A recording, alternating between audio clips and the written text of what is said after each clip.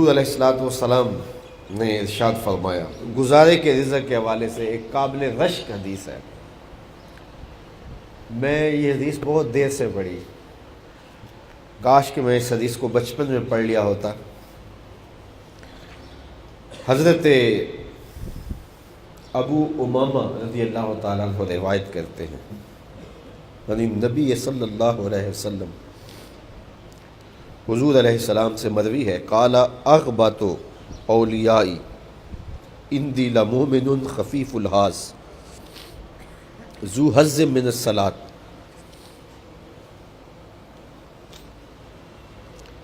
احسن عبادات ربہ واطاعہ فی السر وکان غامدا فی الناس لا یشار الیہ بالاصابع وکان رزقہ کفافا فصبر علی ذلک ثم ناقض بیدہ فقال اجلت منیتہ قلت بواکیہ قلت تراثہ۔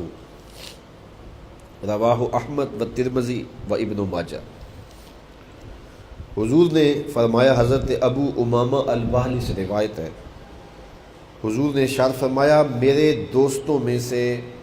سب سے قابل رشک دوست وہ ہے جس پر بوجھ بہت تھوڑا ہے، اس کا سامان زندگی بھی بہت تھوڑا ہے، لیکن نمازیں بہت ساری ہیں، اس کے پاس اتنی فرصت ہے، سویر شام دوپہر نمازیں ہیں، سجدے ہیں، دنیا کے معاملات اس کے بہت تھوڑے ہیں۔ احسن عبادات ربہ و اطاعہ فی السر، وہ اللہ کی عبادت سونے طریقے سے کرتا ہے اور اللہ کی فرما برداری کرتا ہے چھپ کے، لوگ اسے جانتے نہیں ہیں، بہت غیر معروف شخص ہے۔ وَقَانَ غَامِدًا فِي النَّاسِ، وہ لوگوں کی نظروں سے پوشیدہ رہتا ہے، لوگ اسے جانتے نہیں یہ کون ہے۔ لا یشار الیہ بالاصابع، جب وہ کبھی گھر سے باہر آئے یا اپنی کٹیا سے باہر آئے تو لوگ اس کی طرف اشارے نہیں کرتے، یہ فلاں جا رہا ہے، یہ فلاں جا رہا ہے، فلاں جا رہا ہے، کس کو پتہ ہی نہیں، ایک سادہ سا بے نام سا شخص ہے، بس اپنے حجرے میں، اپنے گھر میں، اپنے کمرے میں نمازیں کثرت سے پڑھتا ہے، خفیہ عبادت کرتا ہے، سامان زندگی تھوڑا ہے اور اس کے پاس کوئی بکھیڑے نہیں ہیں، زمانہ اسے جانتا نہیں ہے، بے نام سا شخص ہے۔ وَقَانَ رِزْقُهُ كِفَافًا، گزارے کی روٹی اس کو مل جاتی ہے،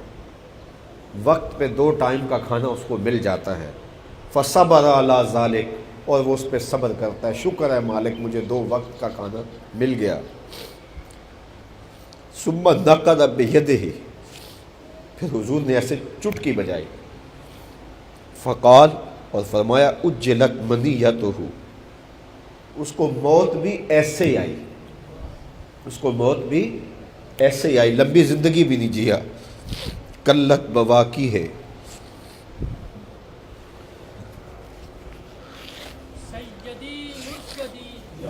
فرمایا قلت بواکی ہے، اس پر رونے والے بھی تھوڑے ہی تھے، نہ اس کے زیادہ بچے تھے، نہ اس کے زیادہ ملنے والے تھے، نہ اس کے زیادہ دوست تھے، بس اکیلا رہتا تھا، تھوڑے سے تعلق تھے اس سے، روٹی گزارے کی مل جاتی تھی، ایسے موت آئی اور قلت بواکی ہے، اور اس کے پیچھے رونے والے بھی بہت تھوڑے تھے۔ قلت تراثہ، اور جب اس کے اثاثے دیکھے گئے تو وراثت کا مال بھی اس نے کچھ نہیں چھوڑا، بس ایک چارپائی، ایک بستر، ایک دیگچی، ایک چولہا، مختصر سا اس کا سامان تھا۔